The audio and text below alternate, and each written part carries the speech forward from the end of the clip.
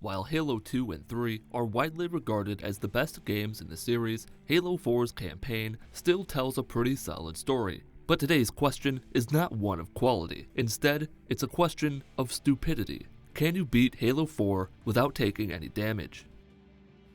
I don't know about you, but I don't like pain. Actually, I do, but that's besides the point. The point is, we can't take damage in this run. So rather than restarting the entire mission or the entire game, anytime a stray plasma loogie finds itself melting a hole in my chest, I'll just go back to the last checkpoint. This forces me to get through any given scenario without taking any damage. Our story begins the same way Halo Reach ends, with Master Chief in cryo-sleep. There's been a ruckus on board forward onto Dawn, and it's time to get back to work, as Steve Downes would say. The orange light blesses us with its presence, we do some quicktime player BS with an elite that surprisingly doesn't deal any damage, and we get into combat for the first time. Nothing crazy so far, because the assault rifle isn't a glorified bubble blower in this game, but something still felt off. It was my controls. Using a trigger to zoom in a Halo game is just wrong. After getting things set up the way I like, I discovered that throwing grenades is a lot harder than it looks. With the Covenant temporarily fought off, it was time to activate the ship's weapon system, which meant venturing out into the great outdoors. But before we can get some fresh air, we've got a few corridors to fight through. It was in the third of these sections that I figured out how this game differs from Halo 3. The Storm Rifle fires plasma at a faster velocity than the Plasma Rifle, so it's tougher to dodge the shots in close quarters situations, especially when there are multiple enemies to deal with. The elites also seem to be a little beefed up compared to the elites in Halo 2 and 3 on easy. In general, there are 3 strategies we can employ throughout this run. The first is to run head first, or nose first in my case, into the line of fire and pray to Fisto that we can dodge the enemy's shots. The second is to sit back and pick off enemies from a distance before moving forward through the cleared out area. The third is a combination of the last two, where we try to get through an area but pay more attention to where enemies are rather than killing them. After spending more time inside the ship than I would have liked, we finally get out into nature. Nothing says nature like less gravity and dozens of aliens trying to kill you. Rather than going straight for the switch, I stuck to the outer edges of the platform and sniped a few grunts with my battle rifle. Then I tried to cheat things by doing a bit of sweet parkour. It didn't work. With my pride damaged and my shields intact, I pushed onward through the Covenant forces, watched as the carbine I desperately wanted floated away, out of reach, found another carbine a few seconds later, pressed yet another button, kicked a missile into orbit, then retreated back inside the ship to escape the great suck of the Forerunner planet. That didn't really go as planned, because not even 30 minutes into this playthrough, and we've taken damage. It can't be avoided, but damage is damage, so no, you can't beat Halo 4 without taking any damage. Before you get your toes in a twist, this is not the first time this has happened, so we'll just ignore it like I do my bills, and move on to the next level, Requiem. The first bit of Requiem is easy, but there's an opportunity to knock a tire off a cliff and watch it go flying into the abyss, and that's not something you'll want to miss. Hop into a Warthog and go for a drive, then swap that Warthog out for a new one, then do the switcheroo one more time, and the fighting begins. There's a cache, or whatever you call it, of carbines available, and the grunts and such are out in the open, making it trivial at best to get through this area. Then struggle to get the ghost up over this here ridge, and you'll be into a significantly more challenging area. The problem isn't the enemies. The problem is I'm stubborn as shit and refuse to get out of my ghost to progress the mission. Blast full speed ahead to the left, hide for a moment behind a crate of some sort, then go flying into the rock and take cover behind them. From there, you can take your time picking off enemies and moving forward until you run out of ammo trying to kill a jackal, then get thoroughly startled by an elite, almost get stuck on a pillar, and finally activate the cartographer in the back. Here's a pro tip from your friendly neighborhood deadbeat. Do not park your ghost on the pretty Forerunner glass. It will make your ghost go bye-bye, and no amount of hacking and slashing at the console will bring it back. And then things get worse. 343's love affair with buttons continues with a button that automatically drains your shield. That's damage. Thanks 343, you really are the worst. And then we get to do it again. That's 3 strikes, we're out. Luckily for us all, I don't know much about children's competitive knitting, so we're just gonna pretend the last few seconds didn't happen and move on to the next bit. A bridge, reminiscent of the Covenant mission from Halo 3. The ground troops aren't much to be concerned about, but there are banshees here. They, like the Storm Rifle, fire fast and are not easy to dodge. Simply put, if they see you, you're toast. There's a Banshee you can take, but the other Banshees know when you're sleeping and know when you're taking a Banshee, so it lights your ass up before you have a chance to do much of anything. What I eventually did was fire lead at one of the Banshees until it exploded. Then I got lucky when the other one got stuck behind a rock. Kill more Covenant, and it's on to the next big area. It's not so bad though. There's plenty of cover, and you can use the saw to snipe grunts and jackals before snagging a newer and much cooler looking ghost and heading inward.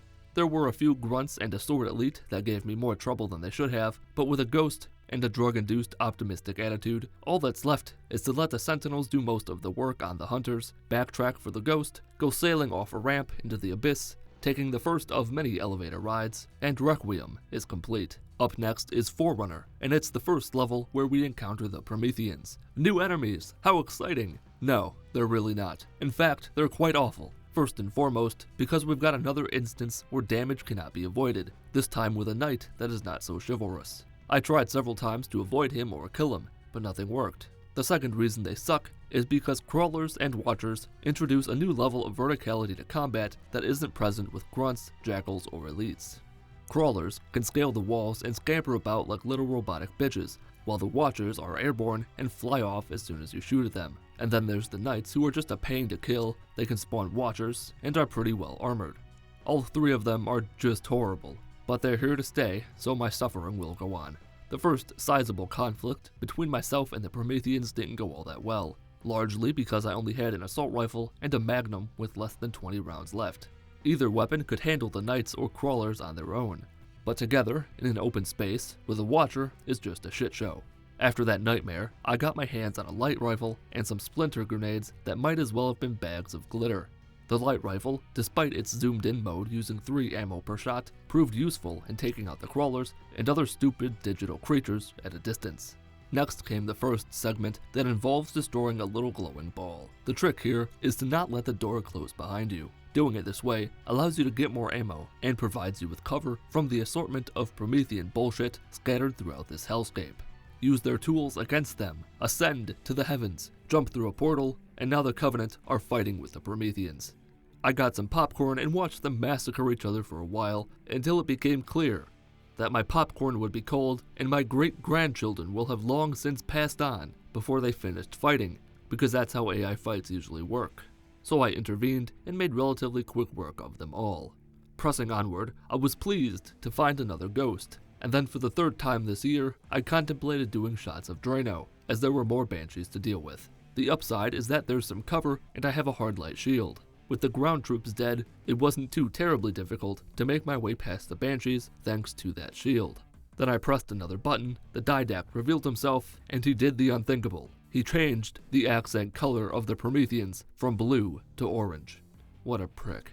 But wait, there's more. Cortana thought it smart to drain my shield to boost the ghost, because she's going loopy on us. I consider this damage, because it is. But it can't be avoided, and at this point I think Microsoft should have gifted Halo to Electronic Arts, instead of establishing 343 Industries, because they clearly have something against me and my stupid ideas. Whatever, who cares? Forerunner is complete, and up next is Infinity, which provides a much needed change of pace. The first few areas are a relative breeze, thanks to the DMR found on the ground, and the Promethean vision we get a little later. The fog is annoying, but there's ample cover, so just pick the Prometheans off from a distance, and the first part of this mission will be easy. Then we rendezvous with Captain Lasky and are tasked with clearing a landing zone. Continue pushing forward, retake the hill, pick up a railgun which can kill knights in one shot, then defend the hill while letting the Marines do most of the work because their lives don't matter. The Covenant are working with the Didact, if you weren't paying attention earlier, and now they're in our way. They're about as effective at it as a dollop of Elmer's glue is at holding an elephant in place. Ride the Pelican, get dropped off, and finally we get to the first tank segment.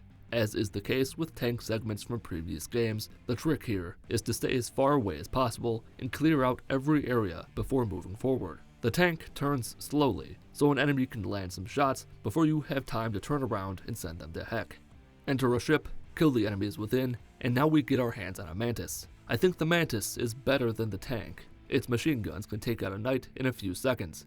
The only real problem here are the Promethean turrets that fire some sort of Lannon beam. There's a noticeable wind-up period, but in these confined spaces, there's not much time or room to hide. Take them out before they can fire, get yourself stuck in a hole, leave your mantis behind, and head outside to destroy the jammers. Then you have to defend the missile batteries. But I found that you can just sit in a corner and wait and everything will work out just fine. While I was waiting, I spent some quality time practicing sniping with my assault rifle. Then I pressed a button, the didact retreated, and Infinity is complete. Next is Reclaimer. Reclaimer is a fun mission because we get to play with all sorts of new toys, like a fake mammoth. The first thing we do is neutralize 2 small groups of Covenant forces, which is a spaghetti stroll with a rocket launcher. Then we pick up the target designator and use it to blast the absolute flip out of a phantom and a giant Forerunner eye of some sort. We continue riding the fake mammoth until we get to a shield blocking our path. Unfortunately, there's no Liberty Prime to destroy it with democratic explosions, which means we take the fight to the Covenant on foot. There's lots of stuff at our disposal here: rocket launchers, sniper rifles, warthogs, and marines we can leave to die. Grenades seem to be the best at taking out the generators. Rocket launchers work too, but if you're anything like me, you'll just kill yourself with it. With the generators down, I got into a brief skirmish with a Wraith that proved to be too much for me, so I boarded the fake mammoth and we were on our way. Next came a sniper's canyon leading to a Forerunner building or some such shit. You could fight your way through everything, but I chose to stick to the cliffs and use an assortment of sniper rifles to kill everything. After I ran out of sniper ammo, I switched over to a carbine and slowly plowed through all the grunts, jackals, and elites without their consent.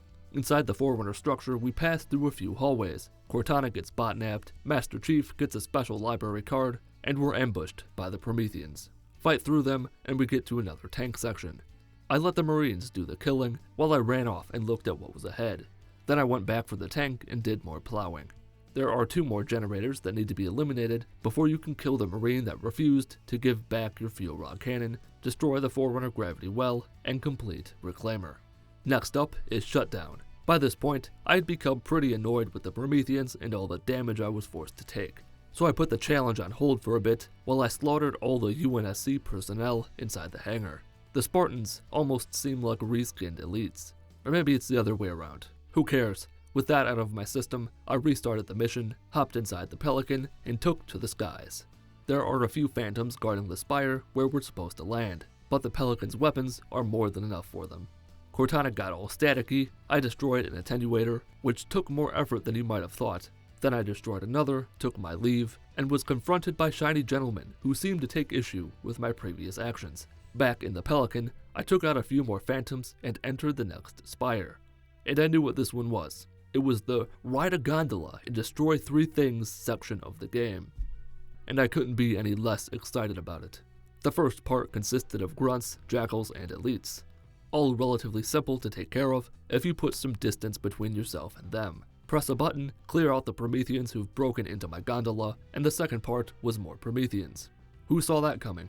Before the third part, I used my jetpack to hover over to the end of the building and enter the beam in an attempt to skip the third section of enemies. It drained my shield, because of course it did, and it turns out that I couldn't make the jump back. Luckily, I hadn't gotten a checkpoint, so I went back, cleared the third section, entered the beam again, killed the knight that spawns, rode the gondola back to the spire's entrance, and was off to the third spire. In this spire, the didact became aware of my nefarious intentions and started wreaking havoc by inconveniently moving pieces of the ground. You can almost make the jump across the gap where the floor is falling. Almost. If Master Chief had abnormally long fingers, it'd be a piece of cake, but it's not, so we have to go the long way. It's actually not that bad. What's bad is what comes next. There are a few plasma turrets placed along the path you're supposed to take. The turrets aren't the problem, not really. There are several banshees. The banshee problem from earlier has been cranked up by at least 3. I'm gonna sorta give you the Cliff Notes version of what happened here because I spent 30 minutes in this godforsaken hellhole. The first thing I tried was stunning them with a plasma pistol from about 1,000,000 miles away. Obviously that wasn't going to work. The next thing I tried was going for a banshee, flying beneath everything, then emerging to drop down into the doorway. Didn't work. The next thing I did was take a banshee below everything, but go in the opposite direction to take shelter behind a pillar. I finally got a checkpoint, but the banshees were still a problem. So I fired all of the carbine ammo I had into one of the banshees and got it smoking. Then I finished it off with my saw. There was one banshee left, and guess what I found? A binary rifle. It was right there the entire time. God, I hate 343 so much. I sprayed my beam all over the Banshee until something finally exploded, used my Banshee to crudely finish off all the ground troops, entered the doorway, pressed a button, tried to play Sudoku by jumping off a cliff, and shutdown is complete. Up next is Composer. This level is nice, lots of Covenant to kill. I've got a hard light shield, and I've even got a sticky detonator. It's easy goings for about 12 minutes. That's when I met the Hunters, and they're a mean bunch. Also, you can't kill the scientists. Damn UNSC protocols. How I eventually killed the Hunters was by hiding behind the glass and shooting it with the glorified Nerf gun. That's a lowercase n, look at the subtitles. Hasbro, please don't sue me. Next, it's off to rendezvous with Tilson, whoever that is. But to do that, we've got to deal with a situation outside. It's very bad out there. This is another one of those times where I'm gonna speed through this because it was such an ordeal. After a while, I figured out that my best option was to run towards the center, kill a grunt to snag his plasma pistol, use it to stun the wraith that drops down, then destroy it with my Spartan laser. Then I used me Noodle and figured out that I could just hit the wraith with one of the shots before it lands, and another as soon as it lands to take it out of the equation. That left me with very little ammo, so I went back to the Mantis that was on the platform and hightailed it to the left side behind a mountain and hid back there while I took out an assortment of enemies. All that changed when the Banshees attacked. That's right, more Banshees. There were Spartan lasers stashed near the center of the arena, which allowed me to destroy most of the Banshees. Eventually, I was left in a tricky respawn. I was mere feet away from a ghost and only had one shot left. I had to not miss that shot, then immediately run behind cover to snag a new Spartan laser and use it to destroy the remaining Banshees. From there, I could go back to the Mantis and pick off the last wraith from a distance and the few enemies left on the field. After a hell of a fight, I made my way inside and activated the elevator. I had a single DMR shot left, which I was saving in case I needed to blow my brains out. Do you know what happened next? You know how you're not supposed to stand near windows during a heavy storm? Well, that also applies to when a 1,000-year-old alien commander is trying to kill you. I was too close to the glass, and I took damage. I assumed that I had gotten a checkpoint inside the building, but I did not. I was back at the ghost. I really didn't see that coming. I did everything again, made my way back inside again, pinned myself against the wall, the didact composed everyone, and Composer is complete. All that's left is Midnight, the last mission of the game. The first part of Midnight is this little broadsword portion here. You might think that it's difficult, but it's really not. Time-consuming maybe, but not difficult. The enemies are all in predetermined places. They can't move, and the pieces of the wall that move also do so in predetermined ways. It's frustrating at times, but after a few attempts, you'll figure out where the things are, where you need to go, and you'll get through it easily enough. You can also slow down if you need to, which doesn't cause too much trouble. The next segment is a little harder. Neutralize the thing in the center, bonk your head, reset, and then you've got 4 more glowing balls to destroy. Some of the turrets guarding them don't spawn until you get close, so you can't take them out from a distance. Fire at one with your missiles, then immediately switch to the cannon to take out the other, and by the time you get to the next set of turrets, your missiles will have been reloaded. Rinse and repeat 4 times, and the requisite vehicle portion of the last mission of the game is over. Then you're inside the didact ship, and have to take out a few knights, crawlers, and watchers. There's plenty of ammo, so by now this should be nothing. To find the didact, we've got to pass through a series of portals, which are guarded by more enemies in areas where ammo is more scarce. Rest in peace. Not overly difficult. I found the second portal area to be a pain in the ass because the checkpoint is in a weapon room. So when you reload the checkpoint, you must rearm yourself, wait for Cortana to activate the portal, then proceed. As the attempt counter rises, so does the total time spent just sitting there. And then things take a very shitty turn. We find ourselves in a bit of a pickle. We must hold the position. On the surface, it seems easy, but there are crawlers coming from 2 directions, and they spawn infinitely. Now, you can pull some game code mumbo jumbo and say that Halo never had infinite respawns. I don't care, because you're wrong. This part of the game does. I'm more than willing to die on this hill. The end goal is simple. Go through the portal. But at any given moment, there are at least 3, and sometimes more than 6, crawlers guarding it. There are 2 turrets that activate and fight continuously. I also have an auto sentry. Doesn't matter. I spent a solid 5 minutes sitting there, waiting for the crawlers to be destroyed, and they never were. Here's the thing about this. They do stop respawning if you kill them while you're in their area. I figured that out after a long time, and wasting every bullet I had. There he is, the Didact. There's no time to waste, I've got buttons to push. The first platform that kinda reminds me of an oil rig wasn't bad. Knights and watchers mostly, distract them with the auto turret, land a few killing blows, and the button is within reach. More knights spawn once you activate the light bridge, but if you were smart and save your splinter grenades, they go down smooth. Insert Cortana, and it's off to the next oil rig. This one is different, as it's mostly crawlers and watchers. The crawlers are annoying because you're more likely to be attacked from 2 different directions by crawlers than you are knights. But there's no button here, so we resupply and move on to the third oil rig. This one is also crawlers and watchers. It proved more difficult, because by the time I crossed the light bridge, all I had left was a bolt shot. Cortana goes the way of Snoopy, and the end is in sight. Just one more oil rig. I had 2 incineration cannon shots left, alongside my bolt shot, but there were 3 knights to kill. The numbers don't lie, and they spell disaster for me as sacrifice. Auto sentry is a good friend to keep by your side for this sort of occasion. Drop a celebratory teabag, fire a warning shot at the Didact, because good sportsmanship is important, ascend to the heavens, take damage for the final time, shove a grenade in the Didact's chest, glance at Earth, set off a nuclear warhead. Midnight is finished, the game is complete, and I did not beat Halo 4 without taking any damage. Despite all the times I was forced to take damage, this run was still not nearly as bad as the Halo 3 playthrough. It seemed every level in that game had something that made beating it a living hell. I'd put this one between Halo 2 and Halo 3 in terms of difficulty. Halo 2's wasn't all that bad, and it was also the first one I did, so it was still a fresh idea. The novelty has worn off for Halo games. The only reason I do these now is because the pain of peeling off my fingernails just isn't cutting it anymore. And that's going to do it for this video about whether or not you can beat Halo 4 without taking any damage. If you enjoyed the video or learned anything, leave a like. Leave a dislike if you didn't enjoy the video or didn't learn anything. Follow me on Twitter @Mitten Squad. My name is Paul of Mitten Squad. Fuck, my foot has fallen asleep. Have a wonderful day.